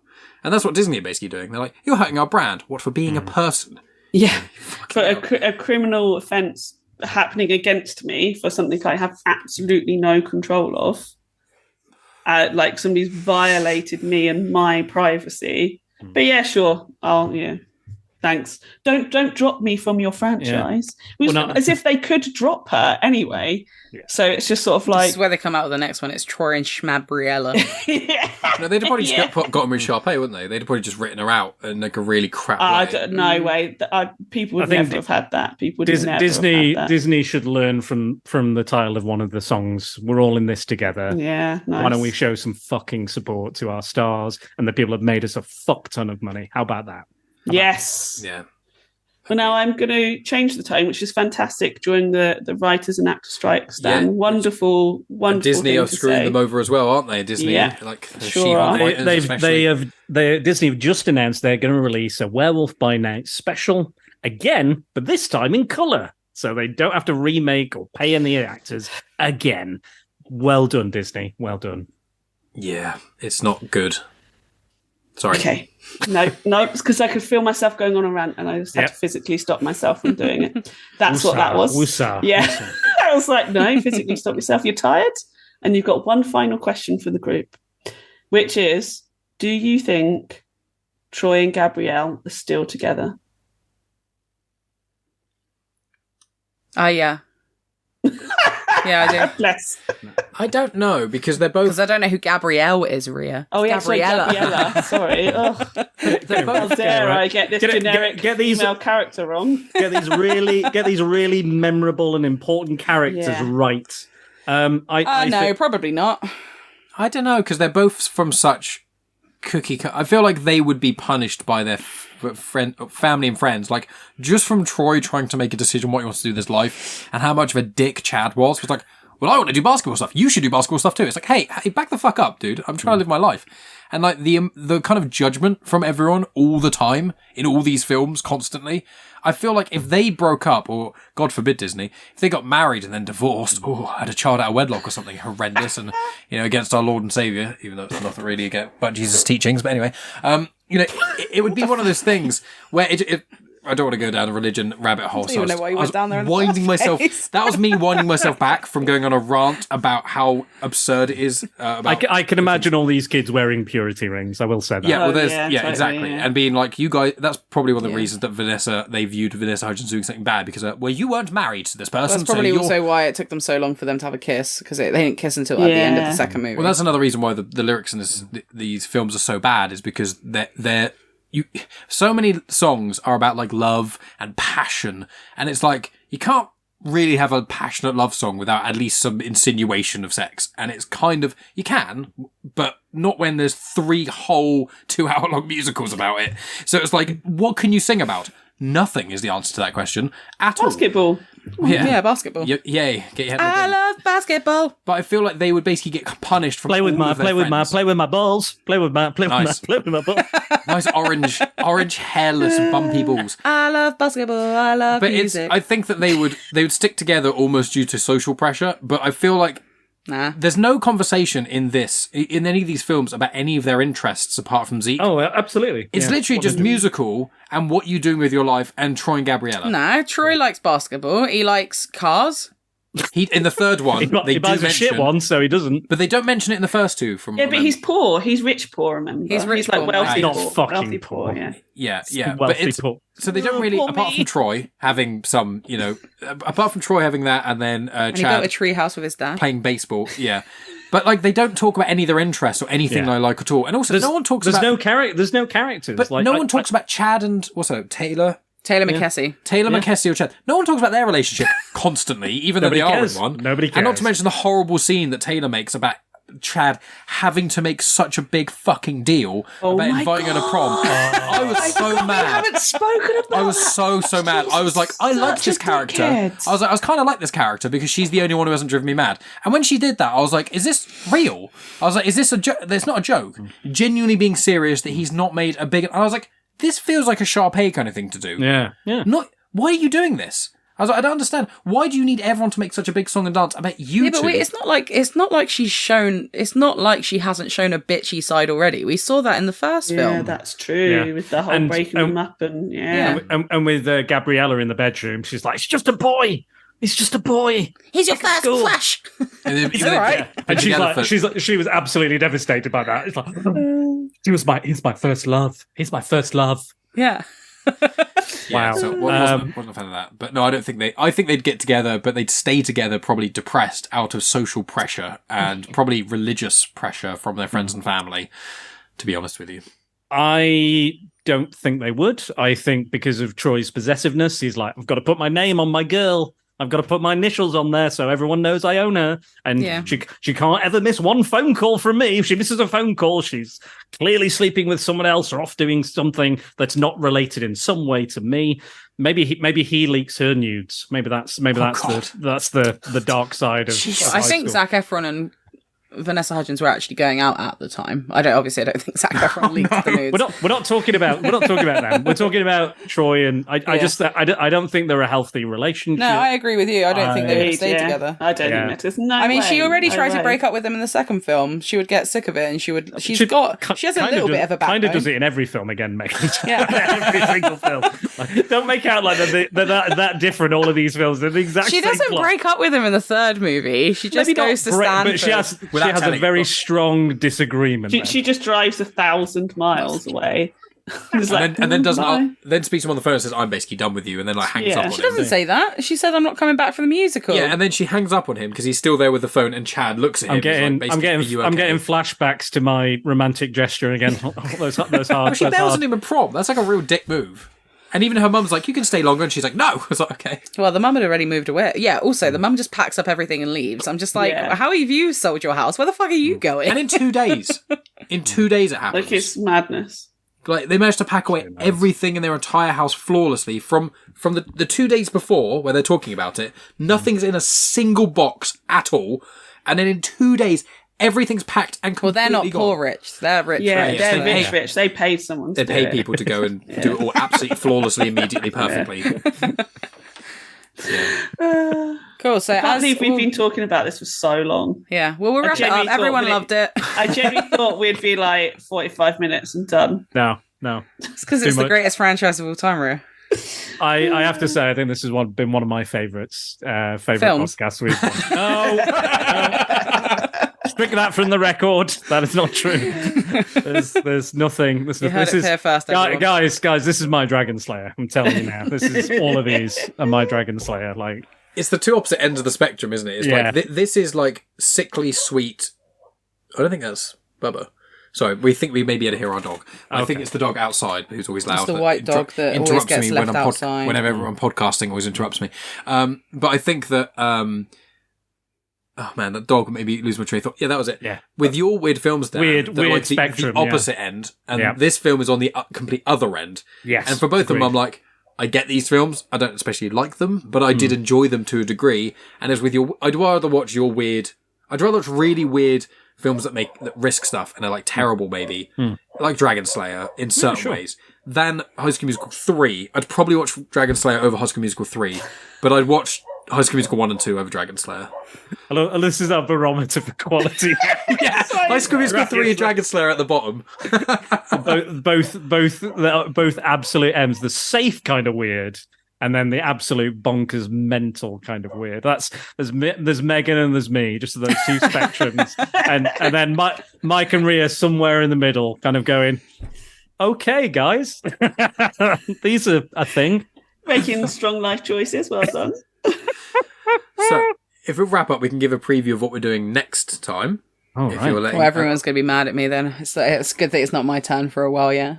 Well, no, it's not. I mean, Megan, we're not mad. We're not mad. We're just No, disappointed. this has been We're just I'm mad really- because I was silenced in the third movie to sing. I would not be making that mistake again. I thought I was doing something nice and being invested in your film, but clearly you became the Troy Bolton. I did. I should have got an M on a necklace. And she was, is that for Megan? Yes, not for Mike. We'll get into our plugs and stuff, but the preview for the next film is it's going to be DisneyDiscussions 10. The aim will be to do it by the end of the year, but we'll see how everyone's schedules are and stuff. But what we want to do is we want to put it out on social media and to our friends in Discord and ask people to all basically tell us what films they should be Disney films.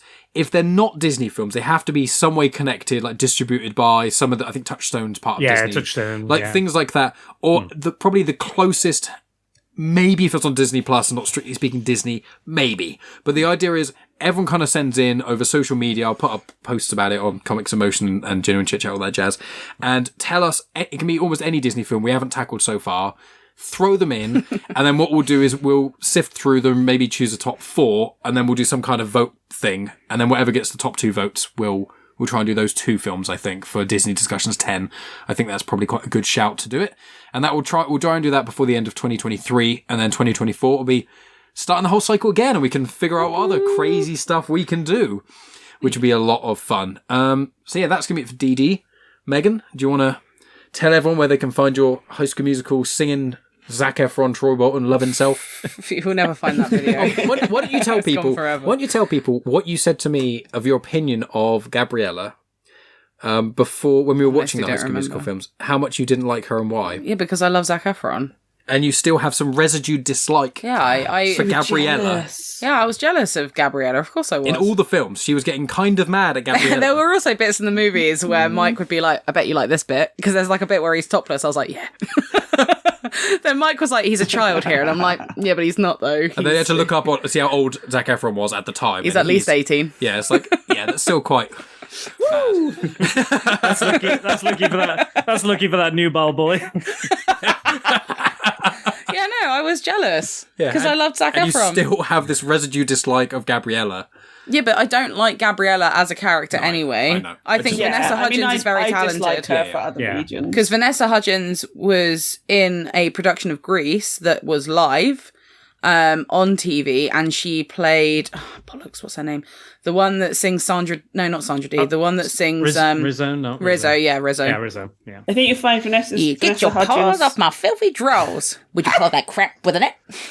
I haven't seen the film, so I don't know what you guys are talking That's how about. it goes. What were you here, sorry? Vanessa Hudgens' Megan, when are greatest you in role- Greece?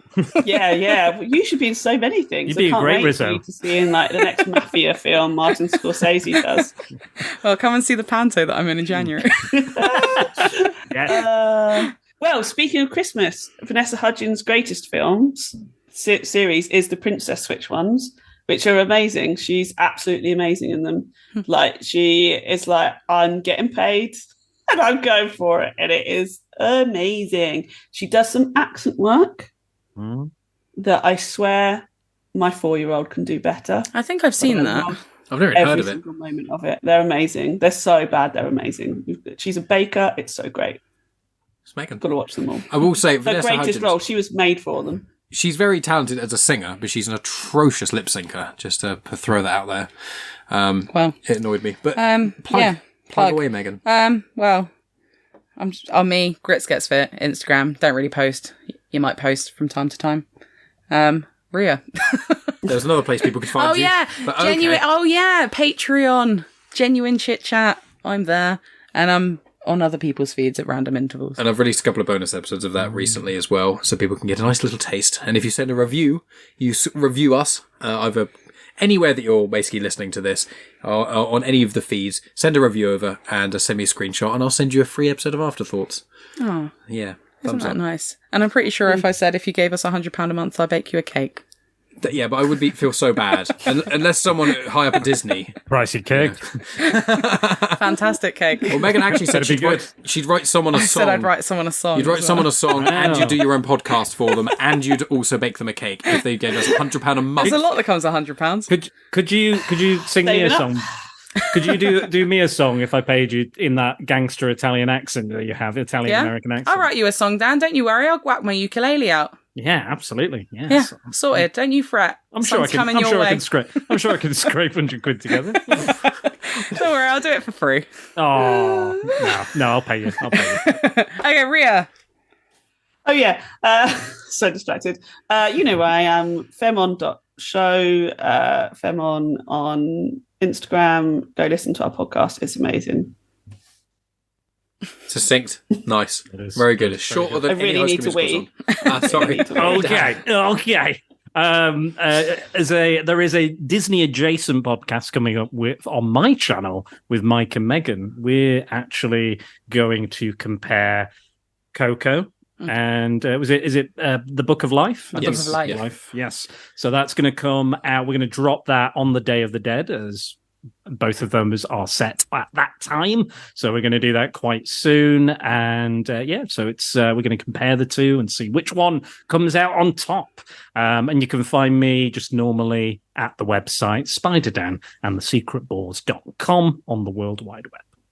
And you can find me at Genuine Chit-Chat on Instagram, Twitter, and on Facebook, and on YouTube. So make sure you follow all of us lovely people on all the social media places, subscribe to all of them, and don't miss any episodes of Disney Discussions. And make sure you contact us with your Disney picks for Disney Discussions 10, or maybe Disney Discussions X. Who knows what fancy, weird... I'll probably do 10, because I hate doing X for number 10. I think it's weird and annoying, apart from when Red Dwarf did it.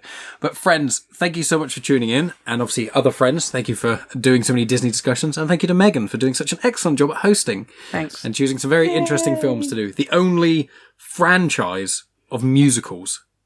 You know, Feel blessed, everyone. feel blessed. Hashtag blessed. Thank you so much for listening, friends. I will see you very soon. You can bet on it.